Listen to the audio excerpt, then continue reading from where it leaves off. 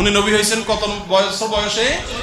40 বছর বয়সে। তাহলে 40 বছর বয়স মানে তো জীবনের মূল টাইমটা প্রায়। তো এই 40 বছর পর্যন্ত উনি নিজে তো নবীই ছিলেন না, উনি নবী হয়েছেন তারপরে। তো তিনি সর্বশেষ নবী, কিন্তু আল্লাহ পাক তিনাকে মনোনীত করেছেন, নির্বাচিত করেছেন কখন থেকে? এই প্রসঙ্গে তিনি কখন থেকে নবী, এই প্রসঙ্গে রাসূল করিম সাল্লাল্লাহু আলাইহি ওয়া আলা আলিহি ওয়াসাল্লামকে সাহাবায়ে কেরাম প্রশ্ন করেছেন যে তিনি কখন থেকে নবী। তিনি তো দুনিয়ায় এসেছেন এবং 40 বছরে যেখানে বলা হচ্ছে তিনি নবী, এটা হচ্ছে এলানে নবুয়ত, এজহারে নবুয়ত। বুখারী শরীফ, মুসলিম শরীফ সহ যেগুলিতে এসেছেন নবী 40 বছর, সেটা হচ্ছে তিনার এলানে নবুয়ত, এজহারে নবুয়ত, আনুষ্ঠানিক দায়িত্বপ্রাপ্ত। কিন্তু তিনি কখন থেকে নবী, এই প্রশ্ন সাহাবায়ে কেরাম নবীজিকে করেছিলেন। যে হাদিস শরীফটি ইমাম তিরমিজি রহমতুল্লাহ জামিউত তিরমিজি শরীফের 2য় খণ্ডের 202 পৃষ্ঠায় উল্লেখ করছেন, মেশকাতুল মাসাবির 513 পৃষ্ঠায় হাদিস শরীফটা উল্লেখ, ইমাম তাবারানির মুজামুল কাবিরে উল্লেখ, ইমাম বাইহাকির দালাইলুন নবুয়তি উল্লেখ, ইমাম আহমদ ইবনে হাম্বলের মুসনাদ আহমদ শরীফে উল্লেখ, ইমাম আবু বকর ইবনে আবি শাইবার মুসান্নফি আবি শাইবার মধ্যে উল্লেখ, ইমাম হাইসাবির মাজমু জাওয়ায়েদের মধ্যে উল্লেখ, হযরত ইমাম হাকিম রহমতুল্লাহ আল মুস্তাদরাক আলা সহিহাইনে উল্লেখ।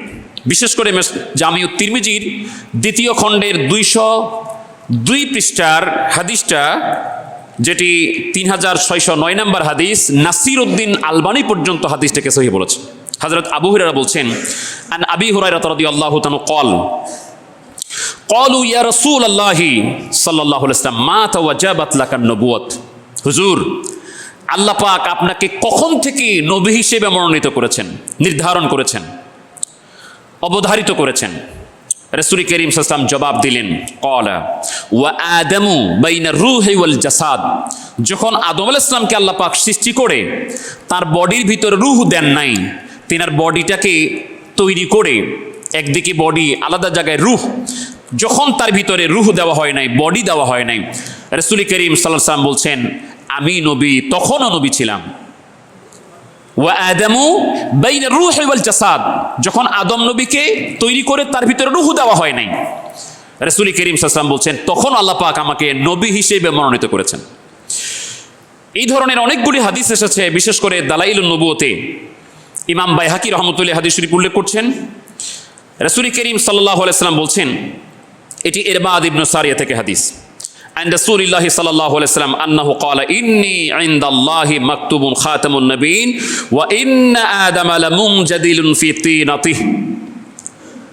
দুনিয়ার মানুষ শোনো, আমার আল্লাহ পাক আমাকে সর্বশেষ নবী হিসেবে তখনই মনোনীত করেছেন যখন আদম নবীকে বানাবার জন্য তার মাটিকে খামির করা হচ্ছিল, যখন তার বডিকে আল্লাহ তৈরি করেননি, যখন তিনি কেবল খামিরের মধ্যে ছিলেন। রাসূল করিম সাল্লাল্লাহু আলাইহি ওয়াসাল্লাম বলছেন আমার আল্লাহ পাক তখনই আমাকে সর্বশেষ নবী হিসেবে মনোনীত করেছেন।